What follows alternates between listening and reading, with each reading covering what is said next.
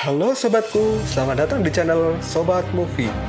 Tempatnya review film paling asik dan menarik buat sobatku semua. Yang baru gabung, silahkan klik tombol subscribe ya dan nyalakan loncengnya, supaya kalian tidak ketinggalan film-film seru yang Mimin upload. Oke, gak usah berlama-lama lagi, langsung aja kita ke reviewnya. Gasken sob.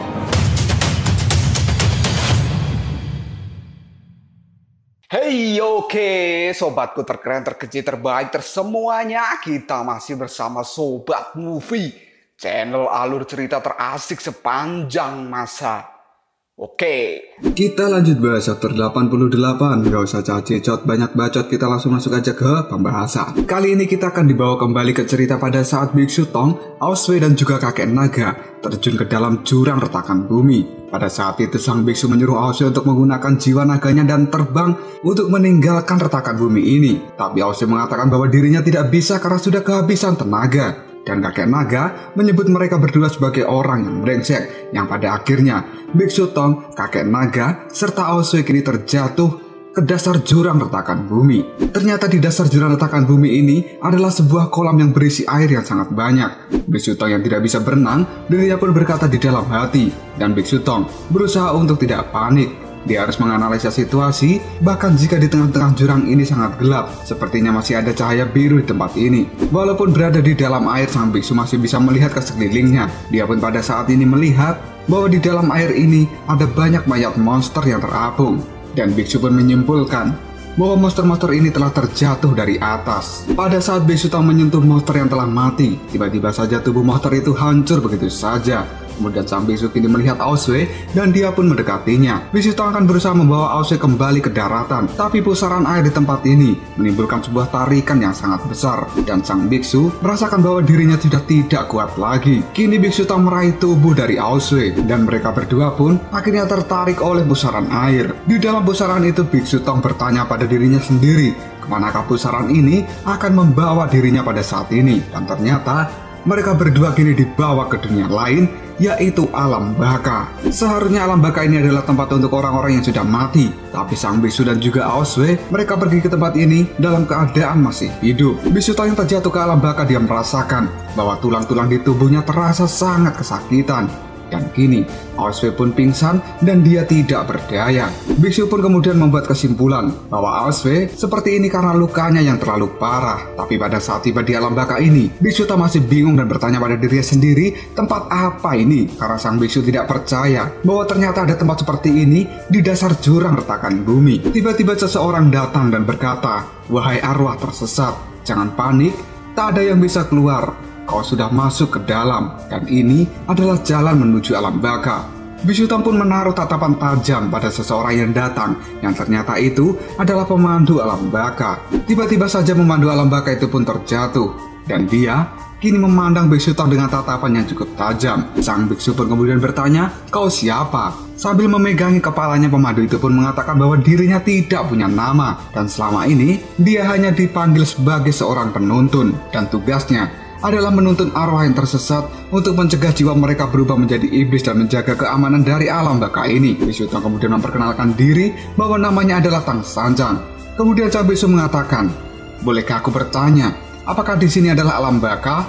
Aku kira hanya yang sudah mati yang bisa datang ke sini." Pemandu itu pun menjawab bahwa itu adalah benar, dan Biksu Tong adalah salah satu bagian dari orang yang sudah mati. Biksu kini menampik apa yang dikatakan oleh pemandu itu, dan sang biksu berkata bahwa dirinya jatuh ke dalam jurang dan dia sebenarnya belum mati. Pemandu alam baka itu pun terus memprotes apa yang dikatakan oleh Biksu Tong, bahwa itu tidaklah aneh karena sebagian besar arwah yang datang ke tempat ini mereka merasa bahwa dirinya belum meninggal. Biksu Tong kemudian terdiam sejenak dan dia berkata di dalam hatinya, "Apakah aku sudah mati tanpa menyadarinya?"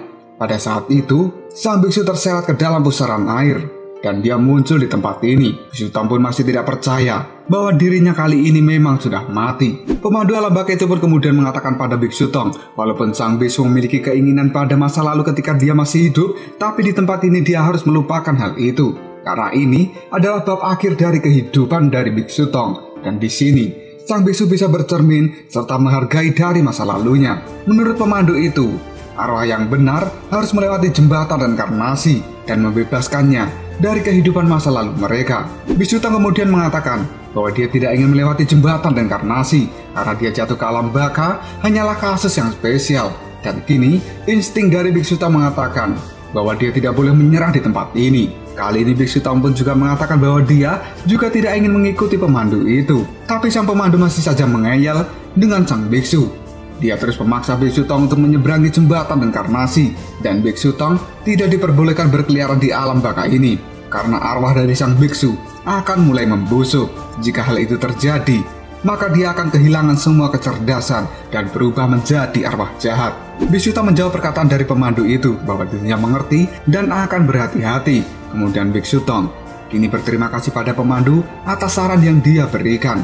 Biksu Tong kemudian membawa tubuh Aosway pergi meninggalkan pemandu alam baka. Di saat sang biksu pergi meninggalkan dirinya, pemandu itu pun berkata di dalam hatinya bahwa Grandmaster Tan Sanjang, dia adalah master dari siluman yang bernama Sun Wukong. Dan sepertinya pemandu ini adalah Putri Suyi yang menuntun Sun Wukong pada saat itu. Biksu Tong kini terus mengamati luka dari Aosway, karena saat ini Aosway benar-benar terluka sangat parah dan sang biksu masih berusaha untuk menyembuhkan Aosway pada saat ini. Di alam baka ini Biksu Tong merasa dirinya sangat aneh karena sepertinya dia sudah berada di sini selama 10 hari atau mungkin sebulan atau mungkin lebih. Tapi sang biksu tidak merasa lapar sama sekali. Dia pun terus merenungkan dirinya, apakah benar-benar dia sudah mati atau mungkin karena alam baka memang seperti ini. Di alam baka ini tidak ada siang, malam, tanah, dan juga tanpa batas. Berada di tempat ini sungguh menunjukkan seberapa kecilnya umat manusia. Dan kini sang biksu merasa bahwa kekuatannya apakah sungguh layak untuk dipuji di tempat seperti ini. Tiba-tiba saja mata dari Biksu Tong kini melirik ke arah belakang, yang ternyata di sana ada para arwah yang kali ini sedang mendatangi Biksu Tong. Arwah itu mendatangi Biksu Tong karena dia mencium bau kekuatan spiritual yang masih segar, dan mereka menginginkan kekuatan spiritual itu. Yang dimaksud kekuatan spiritual adalah 3 api ungu yang ada di atas Biksu Tong. Arwah-arwah ini telah kehilangan kesegaran api ungu mereka, dan kali ini mereka akan menjadi arwah yang membusuk. Mereka pun terus memohon agar sang biksu membagi api ungu miliknya. Dan tiba-tiba saja para arwah itu kali ini berlari dan menyerbu Biksu Tong. Sang biksu pun kini menjadi waspada. Dia mengatakan, jika kau mau, coba saja. Tapi sang biksu juga tidak akan berdiam diri dan dia menghajar para arwah itu. Setelah sang biksu menumbangkan para arwah yang akan merebut 3 api ungunya, dirinya berkata, jika dia membagi kekuatan spiritualnya, maka dunia ini pasti akan berantakan. Dan menurut sang biksu, cara terbaik untuk menghadapi para arwah ini adalah dengan tinju miliknya. Sambil mengamati arwah-arwah yang telah dia jatuhkan, biksu pun kali ini mengingat bahwa mungkin saja arwah jahat ini adalah sesuatu yang dimaksud oleh pemandu alam baka tadi. Karena kali ini, api spiritual milik mereka telah menjadi gelap. Dan tiba-tiba saja, api spiritual milik Biksu Tong kini juga sudah mulai tercemar. Dan pada saat ini, para arwah yang telah ditumbangkan oleh sang biksu, mereka semua kembali bangkit dan akan kembali merebut api spiritual milik Biksu Tong. Sang biksu masih saja tidak ingin membagi api spiritual itu. Dia pun kemudian membawa Aosway pergi meninggalkan para arwah jahat yang telah mengejarnya pada saat ini. Sambil terus berjalan, Biksu Tong berkata di dalam hatinya, entah berapa lama aku sudah mengelilingi alam baka, sudah berapa bulan, tahun, atau mungkin baru beberapa hari. Perasaanku terhadap waktu mulai menghilang, rasanya seperti kecerdasanku juga mulai memudar. Setelah mencari tempat yang aman, sang biksu pun kini mulai bermeditasi untuk membersihkan jiwanya. Dia juga harus memfokuskan pikiran yang pada saat ini sudah semakin melemah. Dengan cara ini, maka Biksu Tong akan bisa menunda pembusukan dari arwahnya. Tapi sang biksu pun juga tidak yakin bahwa mungkin saja dia akan mencapai batasnya di tempat seperti ini. Tiba-tiba saja, Aosway pun kali ini kembali bangun dari pingsannya. Kemudian dia bertanya, ada apa denganku? Biksu yang melihat Aosway sudah bangun, dia pun merasa senang. Dan sang biksu berkata bahwa sekarang tangan kiri dari Aosway telah terputus oleh naga kuno itu. Dan setelah jatuh ke dalam jurang, mereka berdua akhirnya berakhir di tempat seperti ini. Sang biksu menyuruh Aosway tidak khawatir karena Biksu Tong sedang mencari rencana untuk kembali ke dunia manusia. Aosway kemudian berteriak pada sang biksu, kenapa kau harus menyelamatkanku? Aku bahkan tidak punya tangan kiri lagi, dan aku cuma orang yang cacat serta tidak berguna. Kenapa kau tidak membiarkan aku mati saja? Aosway pun kini menjadi emosi dan dia merasa putus asa karena separuh tubuhnya telah menghilang. Sang biksu terus membujuk Aoswe agar dia tidak terlalu memikirkan hal itu, karena yang terpenting adalah Aoswe masih hidup sampai saat ini. Tapi Aoswe terus saja menangis bahwa dia sudah siap untuk mati. Biksu kini terus menceramahi Aoswe bahwa orang selalu meminta untuk hidup dan tidak pernah meminta kematian. Dan sekarang posisi dari mereka berdua sudah berada di alam baka, dan sama saja mereka sudah setengah mati. Tapi pada kenyataannya, sang biksu merasa bahwa alam baka ini adalah tempat yang sangat menjijikkan. Meskipun begitu, Biksu Tong juga tidak ingin menyerah untuk bisa kembali ke dunia manusia, karena dirinya akan berjuang sampai akhir. Setelah sang biksu mengatakan hal seperti itu, dirinya kembali menatap ke atas atap dari bangunan alam baka ini, karena ternyata para arwah jahat yang tadi terus mengikutinya sampai tempat ini. Hal ini membuat Biksu Tong menjadi marah pada mereka semua. Biksu Tong pun kembali berdiri dan dia akan kembali menghajar arwah jahat itu. Para arwah jahat kemudian menyerbu ke arah Biksu Tong. Kemudian Biksu Tong dengan menggunakan tinjunya, dia mengalahkan semua arwah jahat yang akan merebut api ungu miliknya. Tinju keras yang dilakukan oleh Biksu Tong membuat arwah jahat itu tidak berdaya pada saat ini. Dan Biksu Tong benar-benar marah pada arwah jahat yang selalu mengganggunya. Aoswe pada saat ini tidak bisa berbuat apapun. Dia hanya bisa melongo melihat sang biksu mengamuk di alam baka. Biksu Tong kemudian berkata pada Aoswe, walaupun pada saat ini mereka sudah dikalahkan, tapi tidak lama lagi akan datang arwah jahat yang lain. Dan sang biksu juga mengatakan, saat di alam baka ini, maka jiwanya perlahan-lahan juga akan membusuk, dan pada akhirnya akan membuat dirinya menjadi seperti arwah jahat yang baru saja dikalahkan. Tapi menurut Biksu Tong, Aoswe adalah bagian dari suku naga. Hal itu mempunyai kelebihan tersendiri, bahwa Aoswe bisa menahan pembusukan jiwanya lebih tinggi daripada Biksu Tong yang hanya manusia biasa. Aoswe kali ini tiba-tiba saja dia berkata pada Biksu Tong, apakah kau sedang bercanda? Sang biksu yang tidak mengerti dengan apa yang dimaksud Aoswe, dia pun bertanya. Kemudian Aoswe kini mengatakan bahwa tidak ada siapa-siapa. Aku cuma melihatmu memukul udara seperti orang yang bodoh. Kali ini membuat Biksu Tong terkejut dengan apa yang dikatakan oleh Aoswe ini, karena jelas-jelas yang dia lihat adalah arwah jahat. Tapi Aoswe tidak melihat apapun. Aoswe kembali mengatakan pada sang biksu bahwa dia serius dan tidak bercanda. Biksu Tong yang kebingungan, dia pun kali ini menganalisa situasi. Dan dia kemudian berkata di dalam hatinya, apa cuma aku yang bisa melihat mereka? Itu artinya mereka adalah iblis di dalam jiwaku, dan aku pasti belum menyadarinya. Sang biksu yang terus terdiam, hal ini membuat Aoswe menjadi ketakutan. Lalu dia bertanya, kau kenapa? Biksu Tong kemudian memegangi kepalanya dan dia masih berkata di dalam hatinya bahwa pada saat ini dia tidak terlalu lama berada di alam baka ini dan pikirannya sudah mulai kebingungan. Dan kini api jiwa milik Biksu Tong juga telah berubah menjadi hitam. Sang biksu pun masih terus berusaha untuk memfokuskan dirinya. Ketika dia membuka mata, Biksu Tong melihat bahwa pada saat ini Aoswe sedang mengejek dirinya.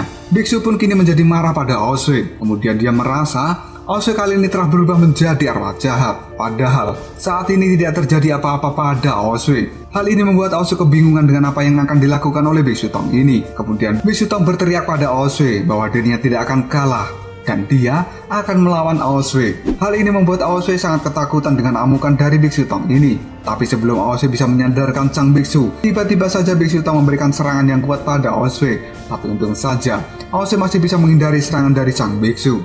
Kini Aoswe mengatakan pada Biksu Tong apakah dirinya sudah menjadi gila, karena Aoswe tidak paham dengan apa yang dimaksud Biksu Tong pada saat ini. Aoswe mengatakan agar Biksu Tong tidak bermain-main dan menghentikan hal ini. Tapi kini Biksu Tong pun terus mengejar Aoswe. Dia berteriak dan mengatakan bahwa Aoswe adalah siluman, dan Biksu Tong akan menghajar siluman itu dengan tinju yang sangat keras. Kali ini wajah dari Aoswe harus menerima bogem Biksu Tong ini, sampai-sampai Aoswe mengeluarkan darah dan dia terpental cukup jauh. Aoswe saat ini yang sudah terkapar, dia kemudian berkata pada Biksu Tong bahwa beraninya Biksu Tong menyerang orang yang sudah terluka. Dan kini Aoswe pun juga akan bangkit dan melawan Biksu Tong. Biksu Tong pun kemudian melompat di atas Aoswe dan dia berkata bahwa pada saat ini Aoswe telah menjadi arwah jahat, dan itu sangat disayangkan. Biksu Tong akan menggunakan seluruh kemampuannya untuk memusnahkan Aoswe pada saat ini. Kita berpindah ke kota kuno. Gubernur Budong dan seluruh pasukan batu, mereka semua sudah menyalakan api pada tungku pembakaran. Dan kini gubernur pun berkata pada para pasukannya bahwa nyala api ini akan terus berkobar selama 1 malam. Dan setelah itu, maka Yihu, Bailang dan juga Xiaoyu akan berubah menjadi salah satu dari pasukan batu. Para pasukan batu itu pun kini merasa senang karena mereka akan mendapatkan beberapa pasukan baru. Bahkan Gubernur Budong saat ini juga merasa senang jika mereka bertiga bisa menjadi bagian dari pasukan batu ini. Tapi tiba-tiba saja sesuatu hal kini mengejutkan Gubernur Budong. Karena pada saat ini, pintu dari atap tungku terbuka begitu saja. Hal ini membuat gubernur dan para prajurit batu yang lain menjadi khawatir dan tidak tahu dengan apa yang telah terjadi sebenarnya. Tidak lama kemudian, Bailang, Xiaoyu, dan juga Yihu, mereka bertiga berhasil keluar dari tungku pembakaran ini. Dan akhirnya, mereka tidak menjadi bagian dari pasukan batu seperti yang diinginkan oleh Gubernur Budong dan para pasukan batu yang lainnya. Lalu apakah yang akan terjadi selanjutnya? Apakah kali ini Bailang dan juga Yihu akan benar-benar mengamuk pada prajurit batu yang psikopat? Jika kalian penasaran, tunggu aja jawabannya di next video Kopral Shop. Tetap stay di channel Sobat Movie dan jangan lupa klik subscribe, like, dan share ke teman-temanmu agar channel ini dapat berkembang dan menghibur kalian semua. See you next tomorrow. Bye-bye.